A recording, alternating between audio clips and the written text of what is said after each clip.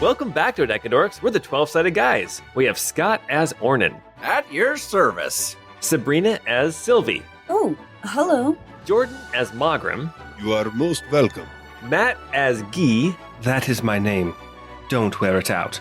and me, Paul, as the guy who accidentally cast Zone of Truth on himself right before we started recording, and I failed my saving throw because obviously charisma is my dump stat. I mean, come on, you all know it. You listen to me every week. But here goes nothing. I hope it's funny, but I actually prefer the groans of everyone when I tell a really bad joke. We have a Patreon where you can help support us and you get some bonus content in return. So check that out at patreon.com/12sided guys. And ratings and reviews are always appreciated unless they're bad reviews, in which case I'd rather you just shut your yapper. Come and hang with us on Discord. Just shut your pie hole. Come and hang with us on Discord. And don't forget, you can check out our shop at 12sidedguys.com for all of your Dodecadoric drip. I say drip because it's what's in the current vernacular, but I prefer Dodecadoric duds. I only use drips that I can sound and feel younger. Aging terrifies me. Every day my hair gets thinner and the creases in my forehead become deeper. I think to myself, did my dad ever feel this tired at my age? What have I done with my life? Will I even be remembered when I'm gone? At least this podcast will be my legacy as long as someone keeps paying the fees to keep it on the internet. And that's another thing. I have no idea how hosting works or purchasing domains. None of it. I listen to Matt talk about the technical side of running this podcast, and I just nod and say, yep, but I have no idea what's going on. And now I'm getting a text, which I will read right now. Oh, it's from Scott. He says Zone of Truth doesn't work in the real world, and I should probably stop saying every random thought that comes into my mind because I am not under the effects of Zone of Truth. Touche. Anyway, if your mind was blown when you learned the truth that Faye was id and Weltall was the Red Gear, then this podcast is for you. It's Chorus of the Forsaken, Episode 3.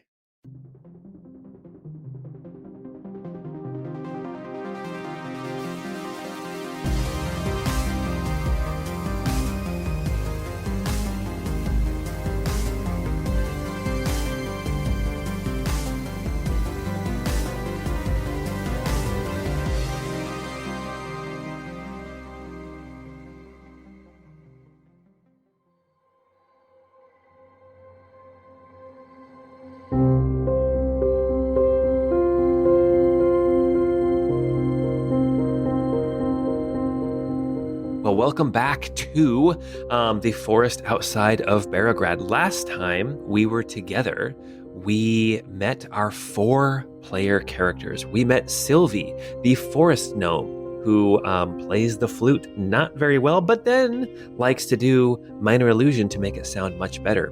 We have Guy, the boy toy. the boy toy. Okay, you can say boy toy. Yeah, the boy toy of the rich widow in town.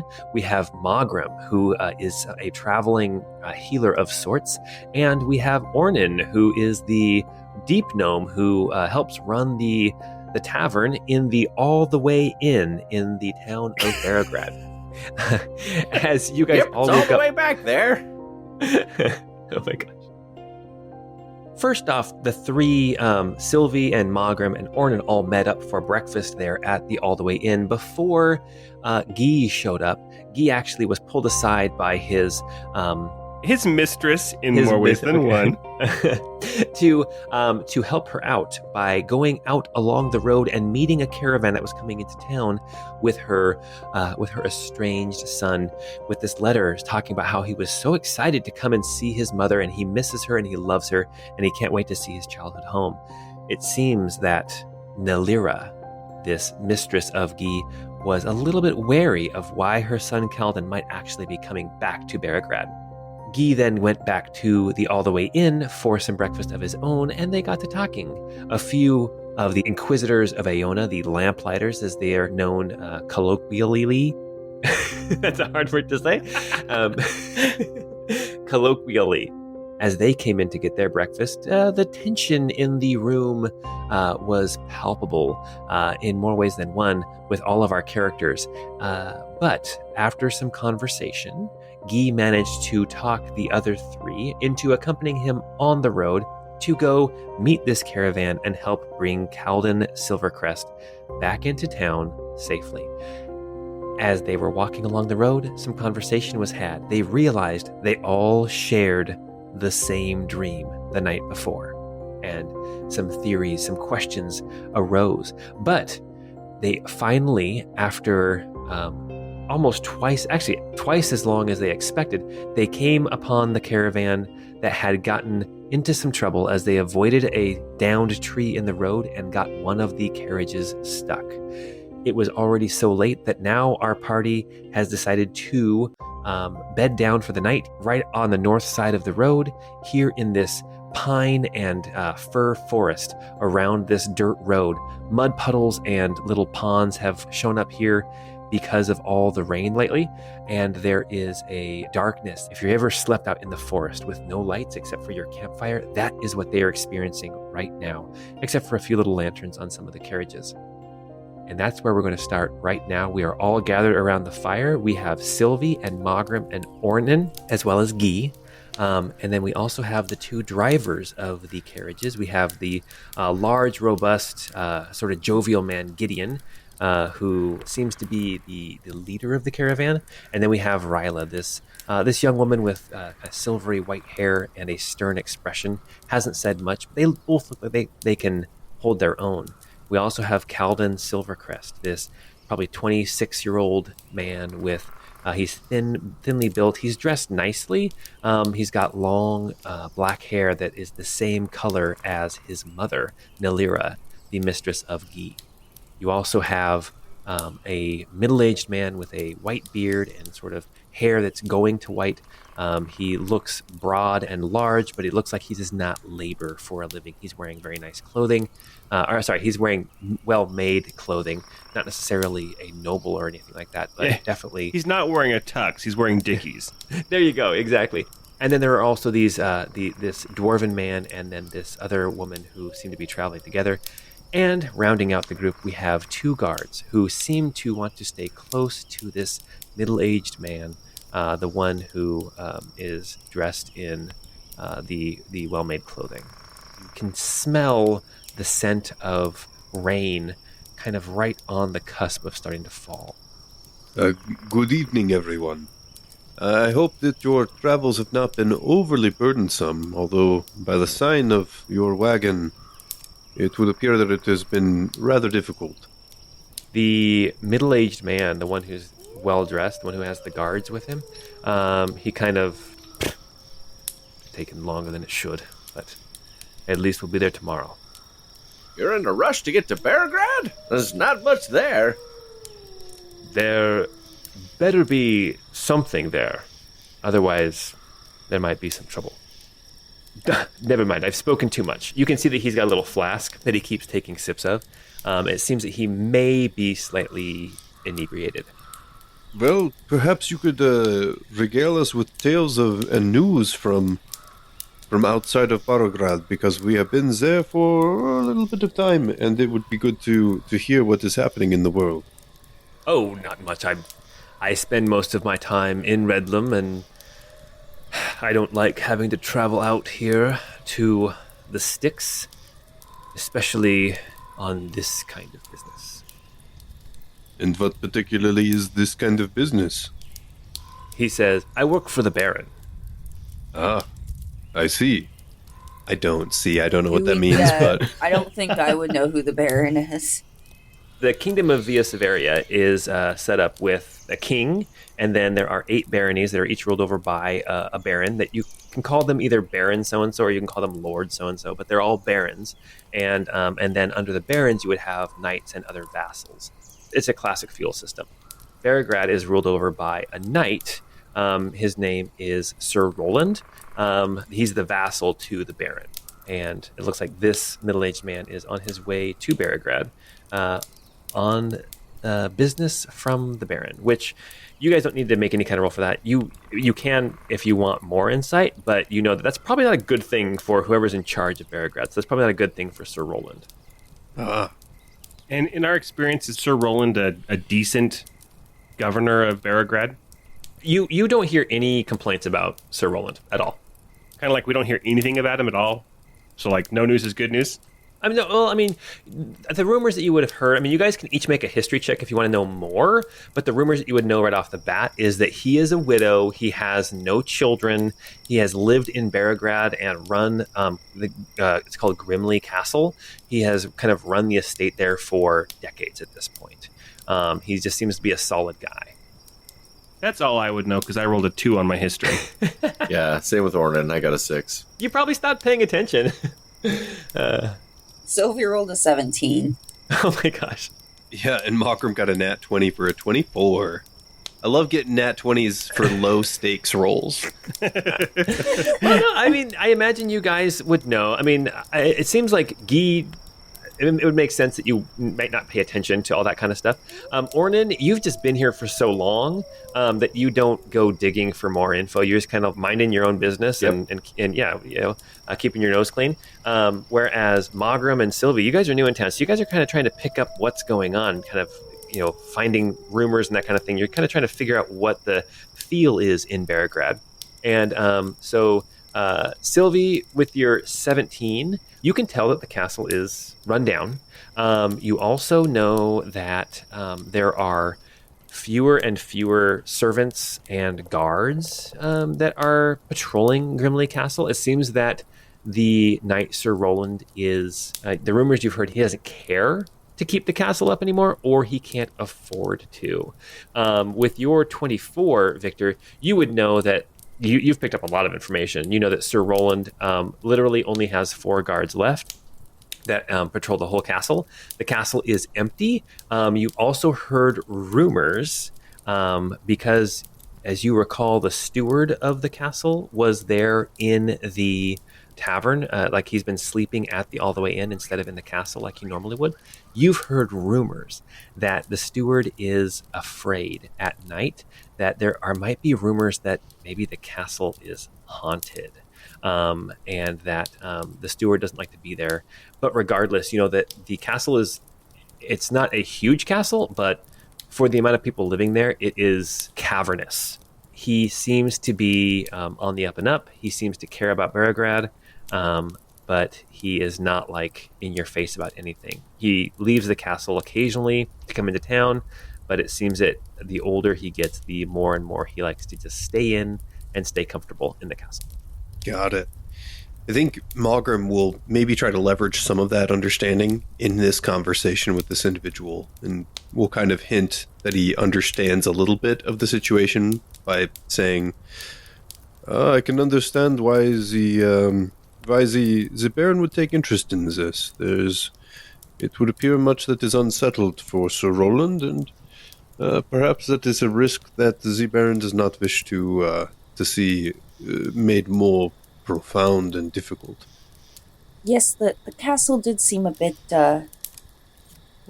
underwhelming, to be honest. Could use a bit of upkeep. Well, he better not be using his taxes for the upkeep of that castle. Then he takes another sip and he's like, I've said too much. Forgive me, I'm in my drinks. I think maybe I'll retire for the night. Mawgrim will raise his own little hip flask that he pulls out and kind of hold it up like a little cheers kind of thing, and then take his own sip. Okay. He stands up and then he kind of looks at you doing the cheers, and then he kind of sits back down and says, well, maybe a little longer. Guy, you are sitting next to Calden Silvercrest, this young man who is the son of your mistress. He's like, so tell me, Guy, how fares my mother?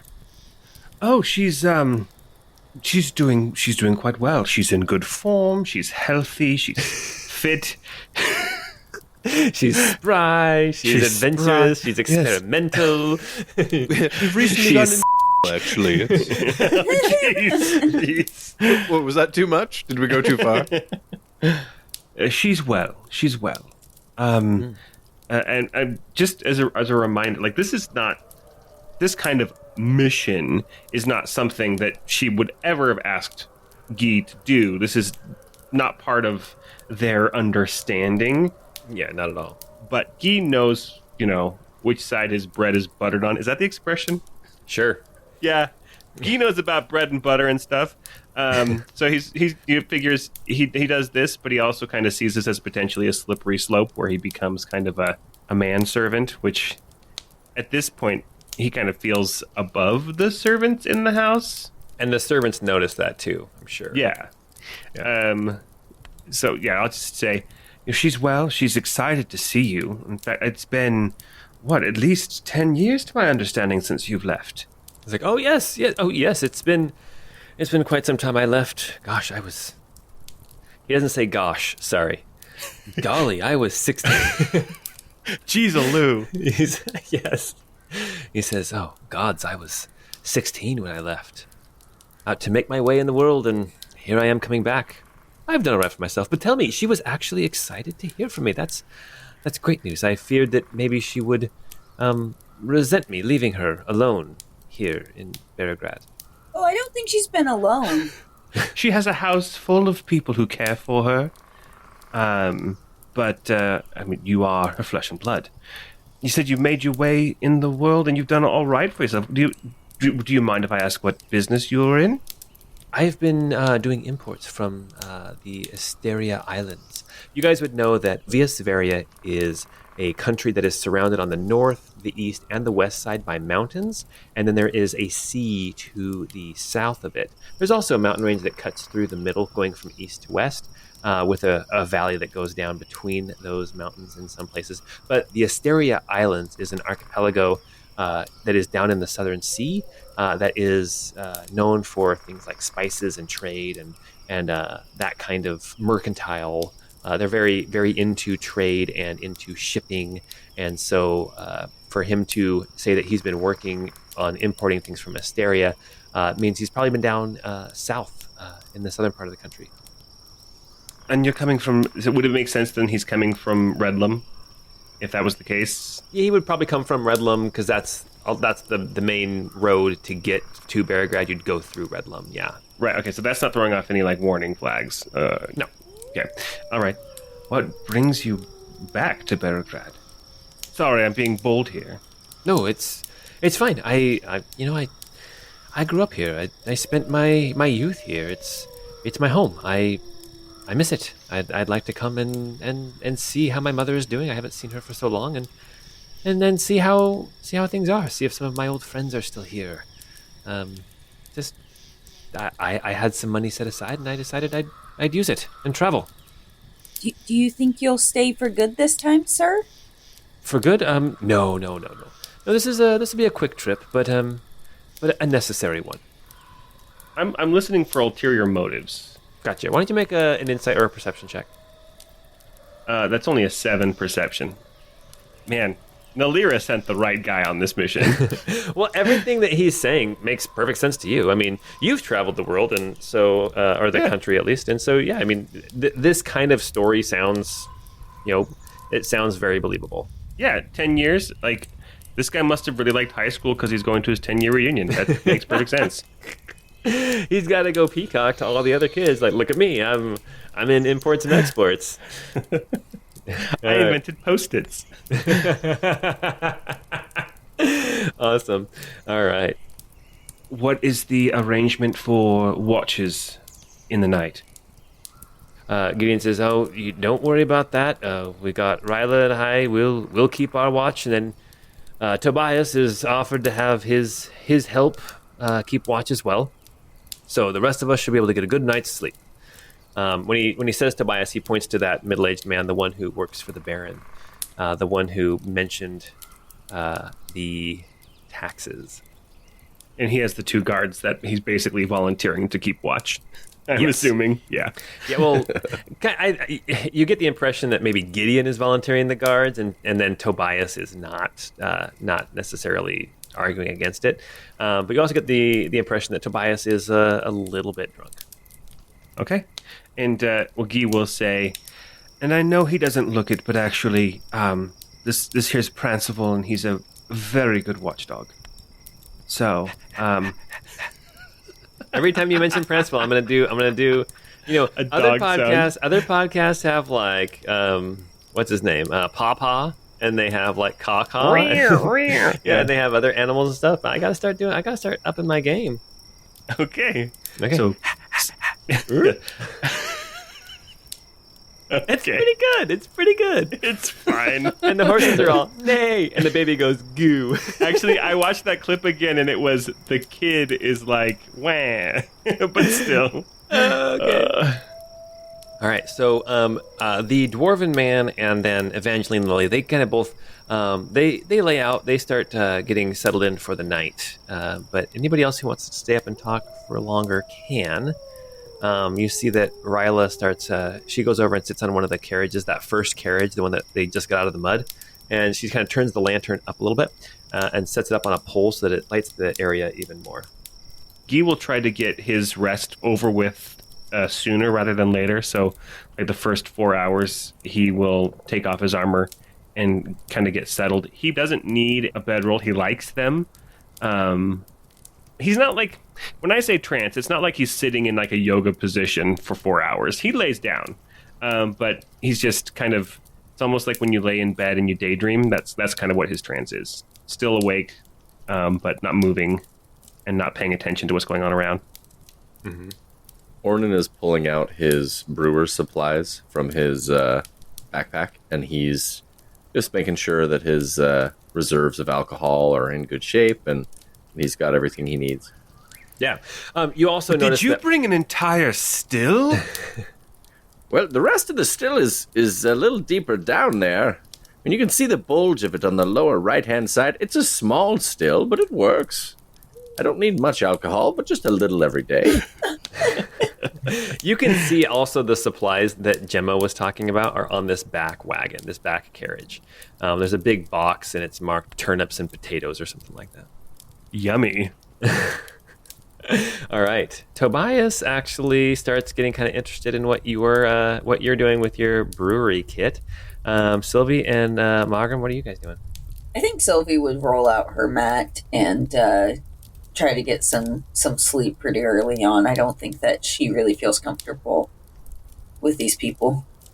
Yeah, Mawgrim would find a place kind of off to the side, not too far away from everybody, but not right in the midst. And he would set up his pack and kind of lay on the ground on his mat, kind of leaning up against his pack, and would be scribbling some notes in a small leather-clad notebook that he has. Yeah, Cilvy definitely wants to be close enough to hear things too, like kind of to listen in for the next few hours, but pretend to be sleeping. And Prancival is curled up with you, but he's like not sleeping. He's every once in a while he'll lift his head up and look around and smell and stuff. Well, the dwarf man and the Evangeline Lily, the random woman, they go off and they're still close to the fire. They're like 10 feet away from the fire, so they're still in the firelight. But Mawgrim, you are kind of approaching the edge of the firelight. Guy is resting. Cilvy is laying down. Mawgrim goes to lay down. Ornan, where are you going? I'm just at the stump with all my supplies. Just Gotcha.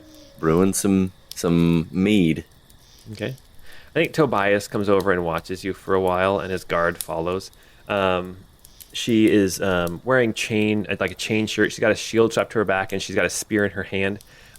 You are on the. You are also approaching kind of the edge of the firelight, but it doesn't bother you as much because you can see. But Tobias is watching you intently, and the guard is she is watching in the woods, kind of jumping at every shadow, every little creak of trees, and that kind of thing. Dude, do you guys remember Watcher in the Woods, that Disney movie that freaked us out when we were kids? Narek, that's the puppy's name. Narek. It's got the best alternate ending ever, though. Have you guys ever seen it? No, I didn't know there was the real alternate ending ending. was terrible. I am an alien. I got stuck here in a bell. Yeah, now imagine that they actually show the alien and go to the moon. Oh, wow. Glorious. It's so glorious. Oh my gosh. I gotta look that up. All right. I think Tobias watches you as you're working for a while, and I don't know anything about distilling alcohol. How long would it take for you to have something for him to try? It would take so long. Okay. Days. Okay. So you're just working on some stuff, and he's like, that looks interesting. Do you have like a sample I might be able to try? I could probably fish something out. My specialty over at the All the Way Inn is the mycelium mead. If you're interested, I might be able to share a little bit. mycelium meat, like mushrooms. You saying? Well, mushrooms? of course. I'm from deep underground. We live off of mostly mushrooms. In fact, I'm a vegetarian too, so we keep to a strict diet. Anyway, here's the mead, and Ornan will pour off a small not even half of a shot, basically. Gotcha. He downs it and he likes it. He's like, "Oh, that's quite." So the all the way in you're so now you're not pulling my leg, right? That's the actual name, the all the way in. Well, of course, that's the actual name. I mean, if I'm trying to make some money, I've got to get you to the right location. He claps you on the shoulder and laughs so loud. Oh, so clever. You gnomes are so clever. All right, well, I will make sure to stop in and try some more. That's delicious. And then he watches you. You guys chat for a little bit longer, and then he is going to head back up towards the campfire to get some sleep, unless there's anything you wanted to talk to him about specifically. No, I'm working on this mostly to stay awake for the first couple of hours, and then my plan is to wake somebody else up at second watch without it looking like I'm doing the first watch. Perfect. Okay. And Guy, you notice that Calvin beds down close to you, just kind of staying close. He kind of chats with you a little bit as you are settling in for the night. It turns out we both graduated the same year. Oh my gosh. From rival schools. Oh my gosh. You see that there are a couple of people now who are walking around with torches and making sure that this night is lit up. The guard is walking around with a torch. The other guard is staying close to Tobias. And night starts to creep in. People stop talking and they start sleeping. A couple of hours go by. Ornan, you know that if you don't get some sleep soon, that you are going to be pretty tired. So who are you going to wake up? Ornan will wake up Guy. 2 more hours. 2 more? Well, What? oh, I just feel better if I know someone that is doing the watch. And you mentioned watches before we went to bed, so I figured you might be the right one to ask. Honestly, if you could have Mawgrim cover the next 2 hours, I can cover the rest of the night. Sounds like a plan. And Ornan will walk over to Mawgrim. Yes, is it my turn? Yes, it is your turn. Our dear friend Guy over there, he says that in 2 hours he can be up for the rest of the night. I'll need quite a few more than 2, but if you could cover the distance, I think we'll be set. It is well. I shall take care of this thing. Thank you, Ornan. Of course. Cilvy pipes up as Orman's walking past her, and she says, I can see really well in the dark if you need any help, just to let you know. I'm sure that will come in plenty handy. Why don't you get your rest, little miss, and we'll be on our way first thing in the morning. Since all of you were awake for a little bit of time at least, I want passive perceptions. Guy's passive perception is 13, Mawgrim's is 13. and Pranciville's is also 13. But he Aw. has advantage on hearing and smells. Ornan's is 10. Perception is 10. Okay, Mawgrim, you and Guy, you hear the horses, which are kind of a little bit further to the east. They're tied up amongst the trees, sort of in between where the carriages are. You can hear some snorting and some pawing at the ground, which is not unusual, except for you'd expect them to be asleep. I imagine what's Prancifle's? Prancifle's is like a 13. It's a 13, but again, he has advantage on perception checks that involve hearing and smells. Prancifle kind of sits up and starts sniffing around, sniffing the air. I will get up, and I'll head over to Cilvy, which is where Prancifle is at. Okay. What do you smell, boy? And I think technically, surprise, surprise, I can see through his eyes and hear through his ears. Because he's a familiar. I don't think anybody else realizes that at this moment. Prancifle puts his ears back, and what you see through his eyes. So you are looking through his eyes then. Yeah, I mean, so I can communicate telepathically, but I can also use an action to see through eyes or hear through ears.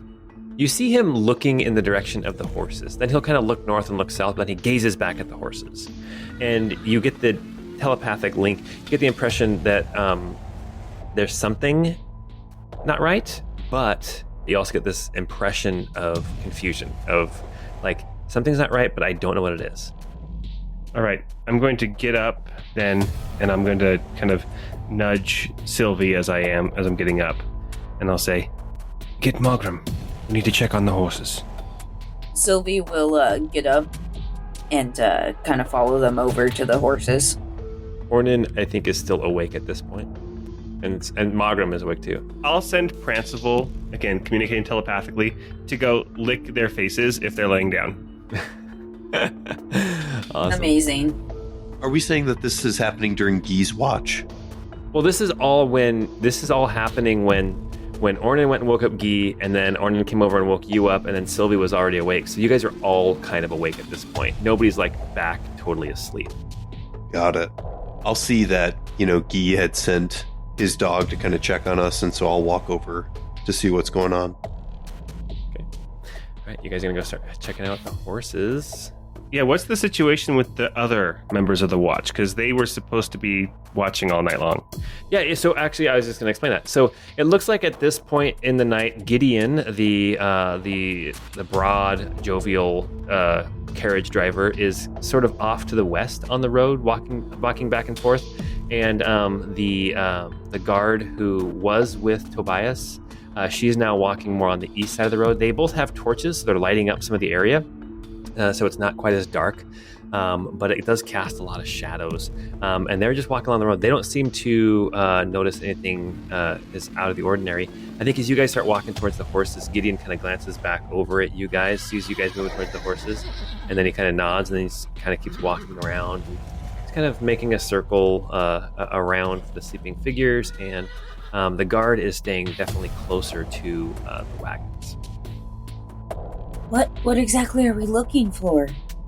Yeah, I think Mawgrim's going to pull his plague mask around in front and put it on, and which is my reflavoring of detect undead. Okay.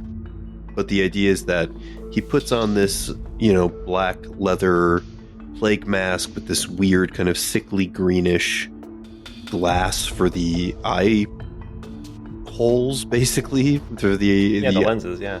Yeah, the lenses.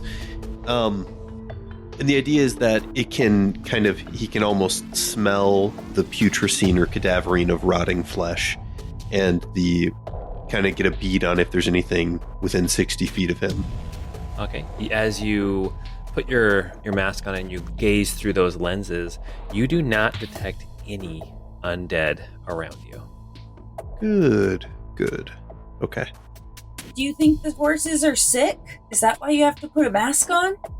Oh, this is, this mask will help to eliminate or at least assure me that we're not dealing with certain other types of unsavourable things in this world. That's good to know. Yeah, Guy will just walk over to the horses and like to see which ones are uneasy and look around there. Yeah. As you are looking at the horses, I mean, I will tell you that out of the 4 horses, it looks like that the one that is, they're kind of in a diamond shape. The horses have been tied up to the east of where we were camping, just like 15, 20 feet. Yes, exactly. And so out of the 4 horses, the one that's furthest west is the one that appears to be nervous. As you approach, it looks almost like he's kind of not rearing back, but he's slowly backing up and kind of pulling on the rope, like he's trying to back away from this rock that is nearby. This is stony ground, so there's lots of these big pine trees and fir trees, but there's also these kind of rocks and things that are scattered around in the grass and dirt. And he's trying to pull back away from that large rock. How tall is this rock? Can I see to the top of it? It's probably about 8 or 9 feet tall. And I don't see anything prowling around on top of the rock? Why don't you make a perception check? That's a 5. You do not see anything prowling around on the top of the rock. There's lots of shadow here, and actually the campfire is still going. They're keeping it going all night long. The torches are kind of messing with your vision because of the shadows that are being cast. Mawgrim, Cilvy, and Ornan, you guys each tell me what you want to do. I think that Cilvy is really kind of nervous around horses. That's not something she spent a lot of time around. So I think she's actually going to be surveying more of like the perimeter around, and see if she can see anything in that forest area. Okay. Sort of the forest to the north of the side of the road? Right, like behind where that big rock is. Why don't you make a perception check? Come on. 15. You start walking around the backside of that rock, and you get into this little bit of a thicket. And as you're looking around, you do have dark vision, so you can see in here, but you don't notice anything out of the ordinary as well. Mawgrim, what are you going to do? Mawgrim is going to reach into his coat and pull out his toning rod, which was the wand that he had hidden earlier. And he's going to cast Detect Magic with the toning rod. You look, you cast Detect Magic, and you can look around and see. I imagine. How do you think that it works? Does it like vibrate and sound like a vibration off of magical items? Can you see like a color around something? Like how does it work for Mawgrim? Yeah, so it's like a tuning fork, but in this case they call it a toning rod in that it emits a very like a vibration and a bit of a lightly audible tone. And when you're attuned and kind of familiar with the use of these, which previous Inquisitors would use this for tracking down arcane users, it would help you to both see and identify the type of magic that was present. Okay. All right. You notice that Pranciful is magic. Straight up magic. You can there's this vibration comes off of Pranciful as he's sniffing around, and then he looks over you. And completely magic. It's not like he's wearing something magic. Completely magic. Interesting. Yeah, you glance over and you see Ornan, and you see that the bag that he wears on his back is magic. You detect magic on Guy's hands, and you detect magic on Cilvy. What is on you again, Cilvy? So I do have like a little tackle box in my bag, yes. Oh, It's a little gotcha. fishing box. Oh, gotcha. That's right. So it's kind of tucked away, so I don't think that you can detect magic if it's behind a barrier, right?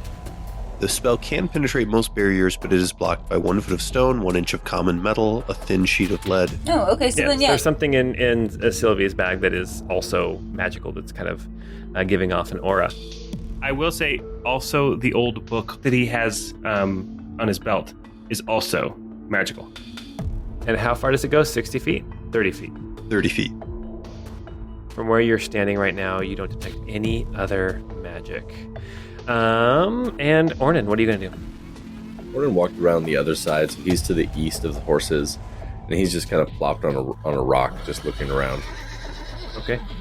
Why don't you make a perception check as well as you're looking around? Ornan got a 4. Well, as you guys are investigating around the horses, and as you guys have all been on the lookout for what is causing this discomfort among the horses, especially this one that is furthest to the west, we are going to roll initiative.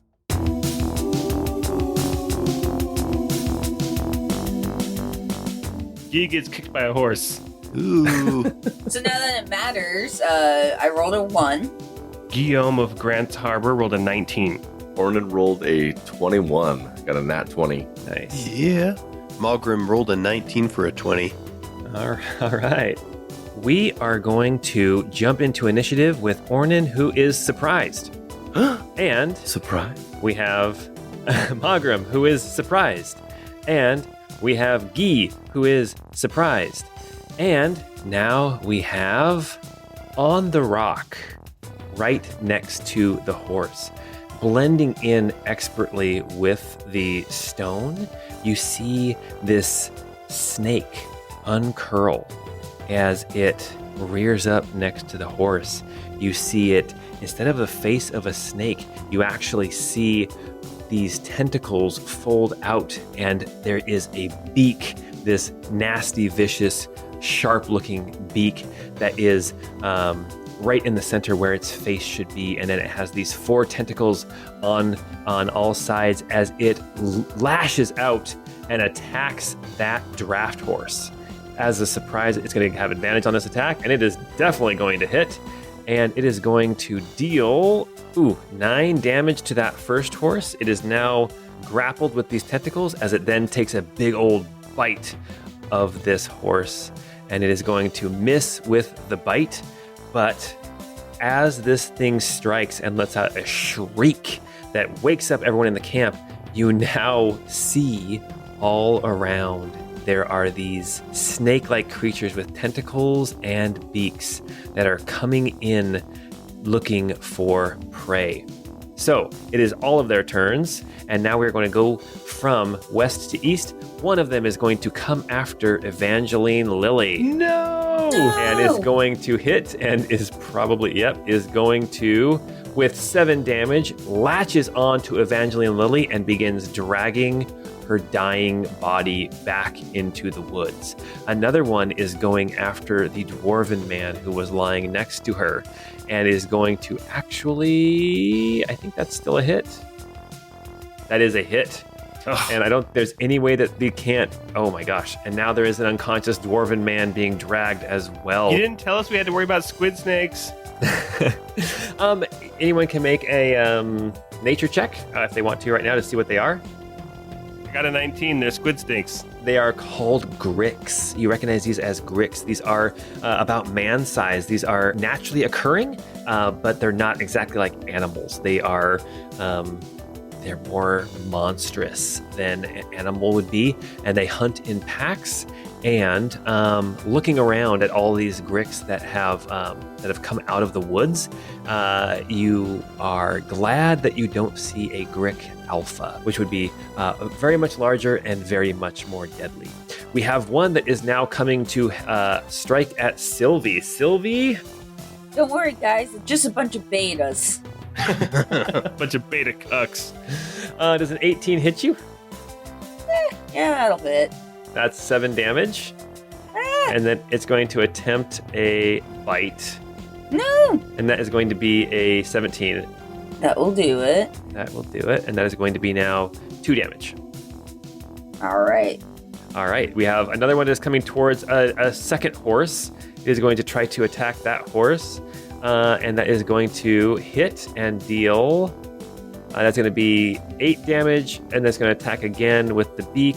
And is going to hit, doing an extra 7 damage. And that will be then a total of, I think, 15. One of the horses is looking really, really rough. And then we have another one that's going to come towards the last horse. So the third horse, because there's one further south that's fine. The third horse, yes. And it's going to attack. Definitely hits. And then see if it hits with its beak, too. It hits with its beak. That's going to be a total damage is going to be 12 damage to that other horse. Jeez. These horses are getting ripped apart. None of the horses have died, but 2 people have died already. Also, you can't help but notice, Guy, that Kaladin is laying there right next to where a dwarf and Evangeline Lily are getting dragged into the woods. That brings us to Cilvy. Cilvy, I'm sorry, you are surprised for this round, and now we are back up to the top. Surprise condition is over. Ornan, it is your turn. You are way far to the east by the horses and by a lot of these gricks. What are you going to do? Ornan is going to run. Can I run underneath the legs of this horse in front of me? I would think so, yes. Okay. I'm going to run north and just a little bit west, right underneath one of the horses, to one of the gricks that are standing there. Mm-hmm. And I'm going to level my war pick at him and take a swing. Okay. That is a 22 to hit. That will hit. For 7 piercing damage. And that will be my turn. Okay. Mawgrim, what are you going to do? You have two horses right next to you that have been injured. You also see that Cilvy has been hit by one of these gricks. It looks like it has slapped her with some of these tentacles and then bit with its beak.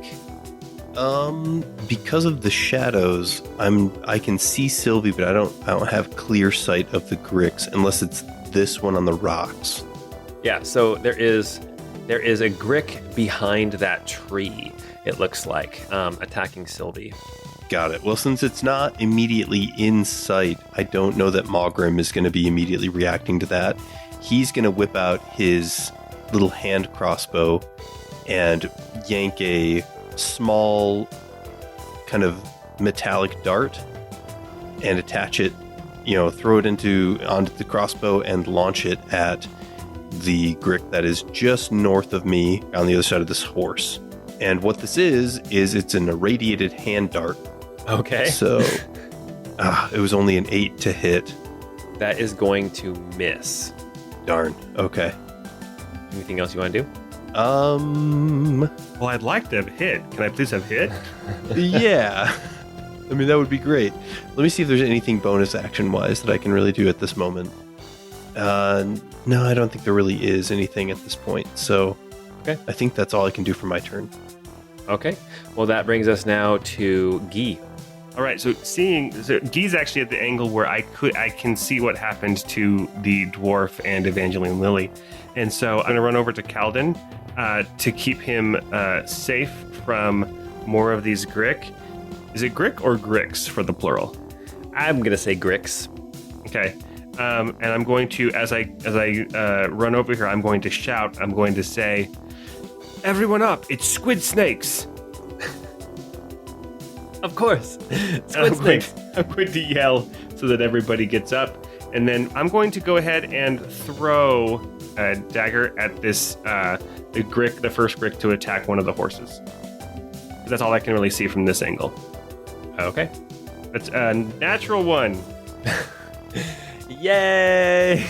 Level 3 characters. Level 3, one action each. Yeah. So it goes wide. It's gone. All right, that's now going to bring us back to the gricks.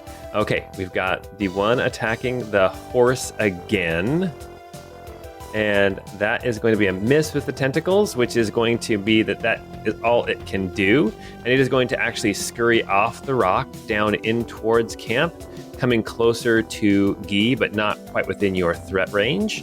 The next grick, the gricks carrying Evangeline Lily and the dwarf, they actually drag them off into the woods and out of sight. They let out this call. That's what I imagine they sound like. Yeah, Okay. that's about right. That's Squid Snake. Squid Snake to- 101. Total squid snake. Total squid If snake. I've heard a squid snake, that's what it sounds like. All right. Oh, Cilvy, a 21 to hit you. Does that hit you? Yeah, that'll hit me, dude. Jeez. Oh my gosh, that's 7 damage. I'm not doing well. Oh my gosh. And trying for the beak. Okay, that's only going to be an 11. Does that hit you? That will not hit me. Okay, thank so the goodness. beak misses you. You're getting clubbed by these tentacles as this grick is trying to get you.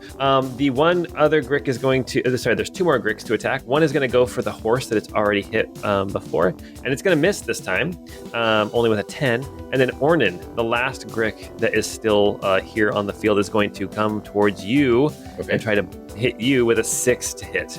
That will miss. Okay. That is the Grick's turn. We now have the guard who was patrolling the road is going to come rushing in. 1, 2, 3, 4. Past the horses towards the Grick. Can't quite make it, so she takes her spear and she's going to hurl it at this middle Grick, the one that's been attacking the horse. That's going to hit. That's a 15 to hit. And that's going to deal 2 damage. Oh my gosh. And then with her item interaction, she draws a short sword. All right. And then it's going to be Gideon's turn. Gideon, seeing the Grick, because he's over on the west side, he sees this Grick that has come now around the rock towards Guy and Calden. He's going to step up just a little bit and pull out a heavy crossbow and take aim at that Grick. And that is going to go wide. It's only going to be a 12 to hit. And then he starts to reload the crossbow and he starts bellowing out, everybody up, under attack. And we are back now to Cilvy at the bottom of the round. Huzzah, Sylvie's gonna do something. Okay, so Cilvy is going to cast a thunder wave at the 2 squid snakes in front of her. Okay. So they need to make a DC 13 Constitution. Constitution. Okay, so one of them got a natural 20, but the other one failed. So the first one, the one that's been attacking you, it succeeded. The second one failed. Rude. Okay. The one that just got speared for 2 hit points. Yes, so the first one gets 8 damage, the second one gets 16, and then is pushed back into... who is this? Into Ornan. Nice. Bam! Yeah, hits it. So the second one lets out a shriek and goes flying backwards and bumps into Ornan. It doesn't knock you down or anything, but gets pushed back. Awesome. And there was a huge, loud thunderclap when that happened, and everybody heard it. And then as soon as that happens, I'm going to cast Misty Step, and I am just going to cruise on back south nearby, like the horses behind Mawgrim. Okay, perfect. Awesome. All right, and then that brings us, Calden wakes up next to you and scrambles to his feet, and he is going to draw a dagger, and he is going to take a step behind you, Guy, and he's going to take the dodge action. Smart. Okay. That brings us now back up to the top. Ornan, it is your turn. There is, you are surrounded by gricks now. There is a grick on your right and a grick on your left. One of them got slammed by some thunder energy that if Gideon's voice didn't wake everybody up, that thunderclap from Cilvy definitely would have. Okay.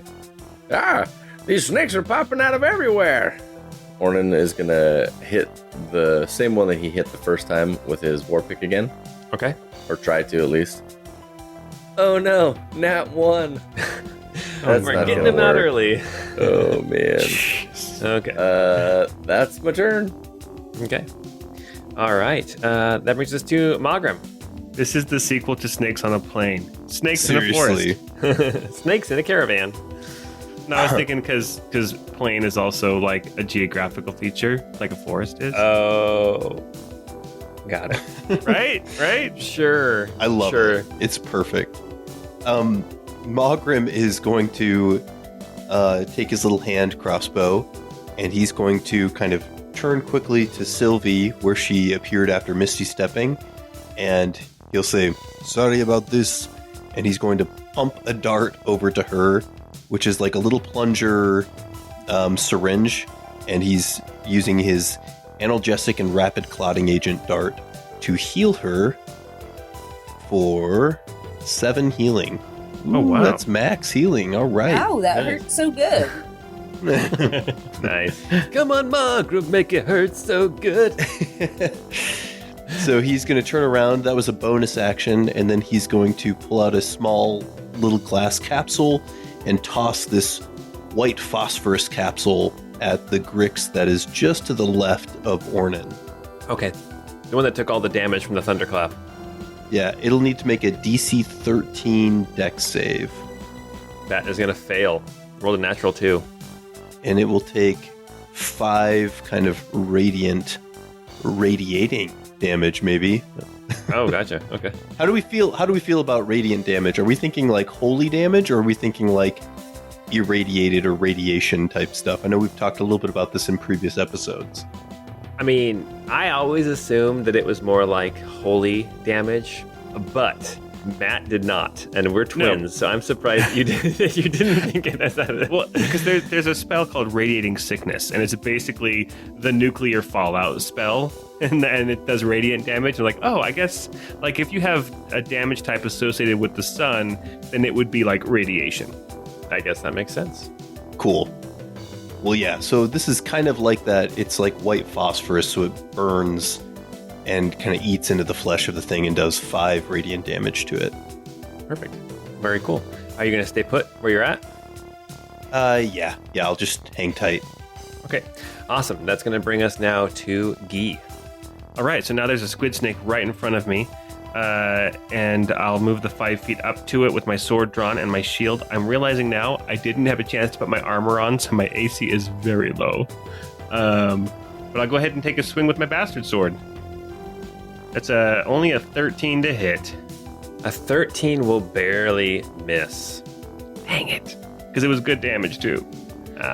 Okay. And bonus action. Nope, got no bonus actions right now. Okay. That brings us now to the Gricks, to the squid snakes. All right. We have the one that is now going to start attacking at Guy. That is going to be with its tentacle attack. Oh, golly. 19 to hit. Oh, definitely. My AC right now is 14. That's going to be 13 damage. That's almost max damage. Oh my gosh. Holy cow. And then it's going to attempt to bite you with its beak for a 13. Nope, that misses. Okay. That was well over half my hit points. Oh my gosh. Whew. Okay. And then we have the Grick that is going to attempt now to get the horse one last time. And it is going to, it's going to hit that horse. And it's going to deal enough. Oh, poor horse. This Grick knocks this horse down. You didn't say poor Evangeline, but poor horse. You know what? You but are the horse's right. name was Snowball. There will be other Evangeline lilies. We just need to get to the next tavern, and we'll find more NPCs. Yeah. So this Grick brings down this horse, and then it lets out a call and starts trying to tug the horse back. It cannot get very far. It gets about 5 feet back as it's trying to drag this horse back into the woods. It's doing a pizza rat. It's slowly dragging it. It's pizza rat. Okay, Ornan, you have got 2 Gricks trying to get you. So the Grick on your left is going to try to get you with a 7, and that's going to miss. That'll miss. The Grick on your right is going to get a 9. That is also Those going will both to miss. All right, and that brings us now back to this guard. The guard who threw her spear now runs up with her sword. She's going to attempt to attack it with a short sword and wildly miss with a 6. And then Gideon is going to crank his crossbow again and take another shot at the Grick that is bothering Guy. That will be, oh my gosh, that's like an 8 to hit. That's going to miss. All right, Cilvy, you are up. You made this fight too hard, Paul. I didn't Can you please expect you fix guys. our dice? I didn't expect so many natural ones, but all right. That's on you, dude. Cilvy, you're up. Cilvy is going to take her staff and point at the one that she had pushed back. And she's gonna yell at him, "You rat bastard, take this!" And she's gonna shoot him for a 17 to hit. That will hit, yes. Alright, and that does a maximum of 12 damage. And that Grick falls down dead. Aha! Yeah. Well, we got one. All right. There's a dead Grick now on the ground. Anything else you want to do, Cilvy? She just looks impressed with herself. All right. It is now Ryla's turn. Ryla is the silver-haired carriage driver who was sleeping in this carriage that is right next to where the Grick is attacking Guy. She stands up and jumps down behind the Grick, and she's going to take some attacks. Believe it or not, this template for her is a challenge rating 1/2. She gets 3 attacks with her short sword. Are you kidding me? Can I be an NPC with a challenge rating of 1/2? You know what? That's the problem with the monster stat blocks. Here we go. 3 attacks. It is looking like she is only going to hit 1 time. And that is going to be maximum damage. 8 damage to the Grick that is attacking Guy. All right, and then last but not least, we have Calden. Calden is going to step up next to Guy and kind of reach in and stab at the Grick, but not really attempting to stab, more just trying to distract it, giving Guy the help action for his attack next round. Back up to the top, we have Ornan. Ornan, you have a dead Grick to your left and a Grick that you have been attacking or trying to attack to your right. I hit him once already. You did, yeah. You did 7 damage. Yep, still 7 damage on him. I'm gonna keep swinging. Okay. Oh my goodness. Another nat 1. Oh, jeez. Oh, Ornan, my goodness. frustrated, he's gonna say, let's spin this thing around and try the other side. And he's going to hit with the hammer side of the war pick.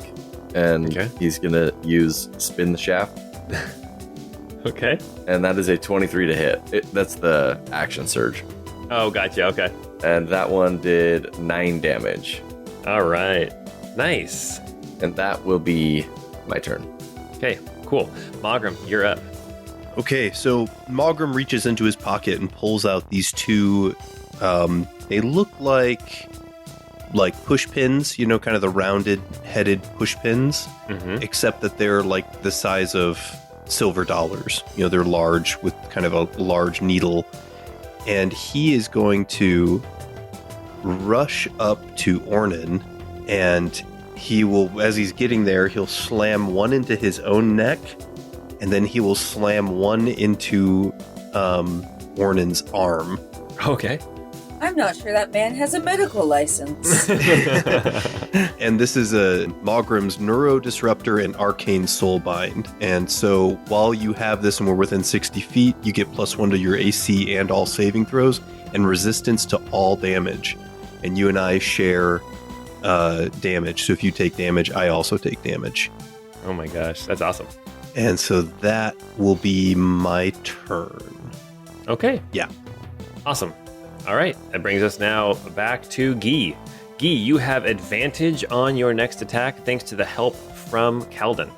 All right, okay, so I'm going back at it with the bastard sword. That's a 24 to hit That will hit. for 8 damage. Nice.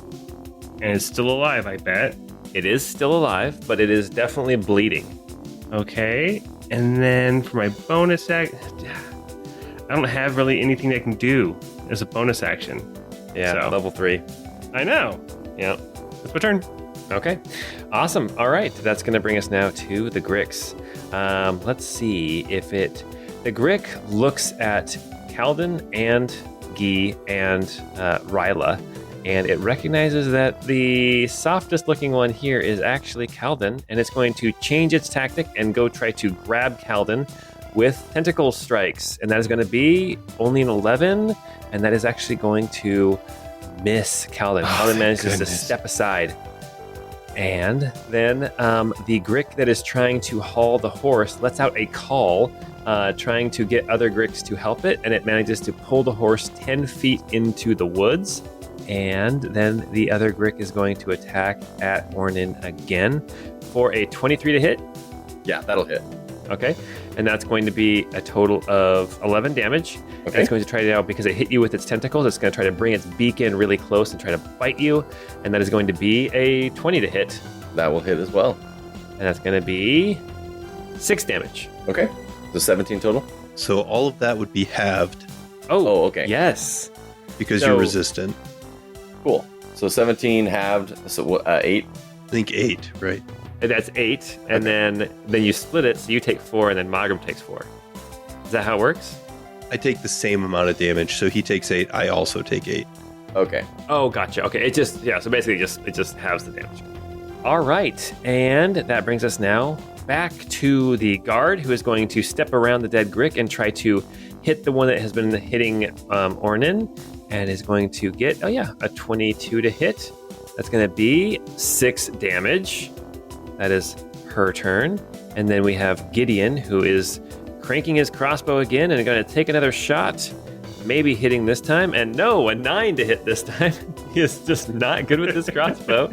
But it sounds intimidating while he's winding it. Yes. We have Tobias is awake, and his guard, the other guard, is actually there standing close by, just ready to protect him from any of the Gricks. But he is going to just stay close to Tobias and not rush towards the Grick. That brings us to Cilvy. All right, Cilvy is going to step up north towards everyone else who's kind of clustered around these Gricks. And I think she's just going to do another bolt at the other Grick that's on the other side. And that is a 21 to hit. Yeah, the Grick that's been attacking Ornan, and 21 will hit, yes. And that is 11 damage. 11 damage will definitely do it. This Grick, how does this Grick die? I think the bolt just kind of goes straight into its tentacly little face, and its head just kind of pops and gets stuff all over Orn's backpack. Nice. All right, that is another dead Grick. We have one Grick dragging a horse and one Grick trying to get Calden and Guy. And that is now Ryla's turn. She is going to get her 3 attacks because monster stat blocks are weird. And that is going to be 1 hit. That is going to deal 7 damage. And this Grick is still standing. Jeez. And that brings us to Calden. Calden is going to again kind of dance in and start stabbing with his dagger, trying to get the Grick's attention and give Guy advantage on his strike again. And we're back to the top of the round with Ornan. Ornan, you have 2 dead Gricks around you. You have a guard standing in front of you. You have Mawgrim standing behind you. You have a Grick nearby dragging a dead horse into the woods. Okay. Ornan is going to run up to the Grick dragging the horse, and he's going to take a swing. Okay. A 12 to hit, That will miss. and that's my turn. Okay. Mawgrim, you are also right there, right by where Ornan is. Yeah, I think I'm going to pull out another one of those phosphorus capsules and toss it at that Grix that Ornan just ran after. Okay. So it's another DC 13 Dex save. And it rolled a 12. Nice. So it will take 8 damage off of the exploding of that capsule. Nice. Very cool. The air is being lit up by a big thunderclap and then this white phosphorus light glowing. That's awesome. Okay. But there's magic here. And magic is not something. Yes. Yeah. There will be repercussions. Yeah. There could be repercussions. Yes. The deal is that the Inquisitors of Aona, they are very strict about who can use magic and what kind of magic is okay. Generally speaking, we can talk about this more in a little bit, but divine magic tends to be okay if it's from one of the acceptable deities, whereas arcane magic is definitely a no-no. All right, Guy, you are up. You have advantage on this strike if you're going to attack at that. Grick again. Definitely. So this is 16 to hit That will hit, yes. for 6 damage. All right, how does this Grick die? Oh, gee. Not soon enough. So as Keldon is jabbing, trying to get its attention with his knife and kind of moving around, I see the Grick lunge for him, and as it has all 4 tentacles trying to wrap around him, that gives me an in where I can come down hard with my sword and just chop its head off. Nice. Very cool. Well, there is only one Grick left on the battlefield. The 2 that snatched up your traveling companions, they are gone. The one that's trying to drag the horse that got attacked by Ornan is going to now turn on Ornan and make an attack with a natural 20. Oh my goodness, Ornan. Ow. Oh my gosh. That is going to be, oh my gosh, that is going to be 13 damage. Okay. That is going to be halved to 6 and 6. Okay. So 6 to you and 6 to Mawgrim. Okay. This also gets a bite attack with its beak. And that is going to be only an 8 to hit. So that will miss. Okay. Okay. Don't you fret. I'm quite the sturdy little fella. How dare you call me little? The guard is going to rush over and try to attack with her short sword again and barely hit. And that is going to be 2 damage. Again. Minimum damage. Is it like a wooden sword or? Hey, something's better than nothing. It's one of those foam ones in the toy section of the dollar store. It's a boffer for LARPing. Is that what it's called? A boffer? Yeah, it's a buffer. Boffer, yeah. Gideon cannot see what's going on because of line of sight with all the trees and everything. He can hear all the screaming and all the calling out and the booms and the flashes of light. So he's instead going to move around towards the carriage to see what he can see. And he can see the last Grick that is still alive off in the woods, but he cannot take a shot. Cilvy, you are up. So Sylvie's gonna step over this dead horse and going to poison spray this guy that was trying to drag this horse away. Okay. And that was, they need to make a Constitution saving throw of 13. That is going to fail. Alright, so they're going to get one damage. So, take that! All right. And now we are at Ryla, who is the other driver of the caravan. She is going to step up on top of the carriage, and she's going to pull out a dagger from her waistline, and she's going to throw at disadvantage because it's so far away at the Grick that is now attacking Ornan, and that is going to miss. I guess she'll do that 2 more times. And that is going to miss with the second dagger, and at the third dagger, that is also going to miss. 3 daggers going wide out into the night, and that brings us to Kalden. Kalden is going to turn to Yugi and kind of grab you by the shoulder. She's like, "Thank you so much, you saved my life. Is it over?" And then he's going to start walking kind of over towards the fire a little bit more and try to get a good look at see what else is going on, but can't see anything. Sees Tobias and his guard still huddled up by the fire. You see that Tobias actually has drawn a thin rapier, and the guard has his spear, and they are looking all around to see if there's anything more coming out of the woods. Back to the top, Ornan. The last Grick is right in front of you. All right. Why don't we hit it with a nat 20, 25 to hit? That will hit. Okay, so for 14 damage. What happens to this last Grick?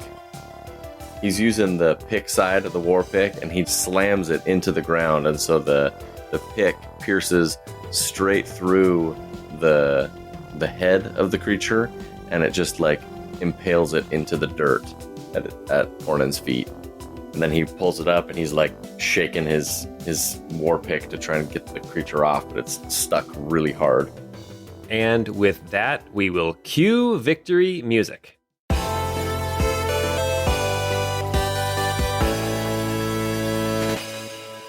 And level up Yeah, right? to level 5. to level 5 when all of a sudden you don't feel quite so fragile. Yes. All right. So here we are. We're in the woods, in the night, in the dark. We have got a dead horse. We have got 2 wounded horses, and a fourth horse, which is actually fine. No damage to it. You have 2 traveling companions, a dwarven man and a human woman who were dragged off into the night by these Gricks. Guy, you were close enough to see that they are more than likely dead already. Just from the first attack, they are probably not alive anymore. A couple of you have been hurt, but as you guys kind of reconvene with everybody, Gideon calls out, he's like, "Everyone, get close, gather in, stay close to the fire." And he starts grabbing torches, and he's going to start actually staking torches out all around their little campfire. And then you see that Riley goes and starts bringing the horses, all 3 of the still alive ones, in closer to the fire as well. Start gathering up and kind of consolidating everything. You hear Gideon calling out, saying things like, "We'll get through this night. I'll make sure that nothing else happens to anyone here. You're not sleeping tonight. We're keeping watch all night long," and all this kind of thing. What are you guys doing? Guy will come up to the fire as well, and he saw Cilvy casting spells. Yes. So the people who saw Cilvy casting spells would be Ornan, Mawgrim, Guy, and the guard of Tobias. Oh, heck, that guard's still alive, too, right? Yes. And also, you're not sure if Ryla saw you casting spells or not. She is the silver-haired carriage driver.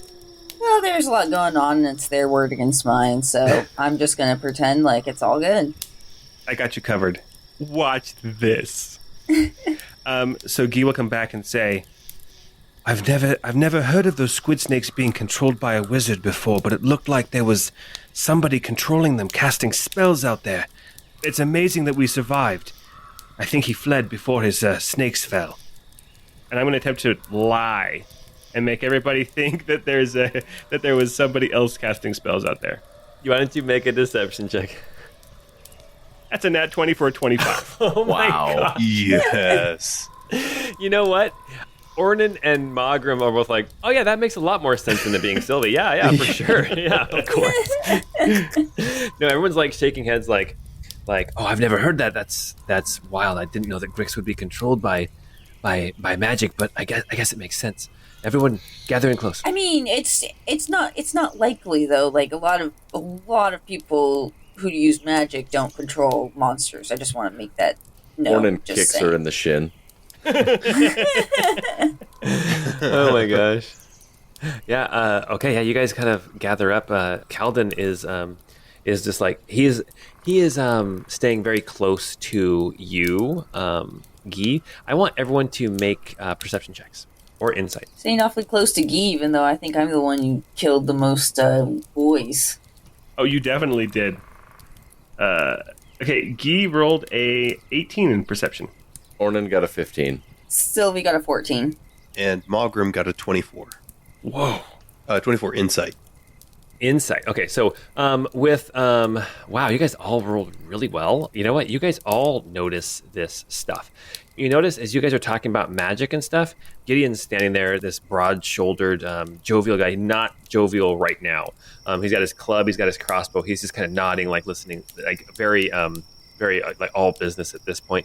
You see that Tobias and his two guards are, as you guys are talking about like being controlled by magic, you see Tobias, who pulls out of his shirt a little pendant and like kisses it, and then you can see him start to like look as he's looking around in the woods, start to mumble a prayer, and you're not sure what that means, but something, he's religious in some way. Also, you see Ryla, as you guys are talking about magic, she kind of looks over at you guys and gives you a side eye, nods to herself, and then gets busy like getting the horses in close and tight. And you guys, with your perceptions, I'll say, as you guys are talking about magic, Mawgrim, you see Calden step back towards his pack a little bit and kick his bag a little bit, nudging something. Mawgrim, you swear he is nudging some leather-bound book deeper into his pack and out of sight. And that, my friends, is where we are going to stop for tonight. Woo! Sus. Jeez. It is hard being level 3. Oh my god, it's so much Yeah. It work. really is. Oh, man. This is rough. Level 3 is rough. Level 3 is rough, but it's not as rough as level 1. Oh, yeah. Oh, man. It could always be worse. You guys survived your first encounter out in the woods. You're here. Now you have the rest of the night, and you have 2 carriages, but only 3 horses to pull them. And you're down 2 travelers. What is going to happen next time? Anyway, I'm ending it too soon. I got to remind people, come join our Discord and talk to us about what's going on here in Campaign 2 in the Chorus of the Forsaken. And we are on there. We are talking back with you guys and answering your questions. We are all super excited about this. We also have some artwork for our characters that some of it you have already seen by now, and some of it is still forthcoming. We're really excited about that. Don't forget also to check out our Patreon for some bonus content. Also, if you recall, in our last campaign, we had some random save games where we would have side pieces come and play. Sarah, who played Celeste from Final Fantasy 3/6, their podcast recently started, Mage Hand High Five, so there are some episodes out. So go support Sarah and listen to their podcast. Anyway, until we get together next time, we hope you have a great time.